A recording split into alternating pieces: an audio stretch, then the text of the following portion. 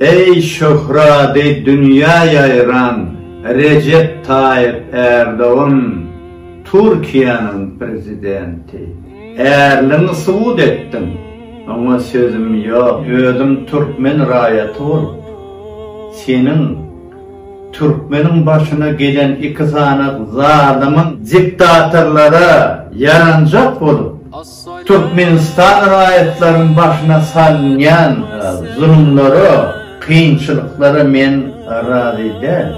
O häsiyetimden sen hiç balalaşamak. Yigitlerimiz, adamlarımız, rayetlerimiz, gelin kıyızlarımız oturmak izin alıp bilenak. Onun şol bahane bilenem yendi bulur tutyalar da geri dönürmez merkezlerini dıkıştırıp otuyorsun. Onun için bedin yani işlere men sana hiç saçan berekella diyemem.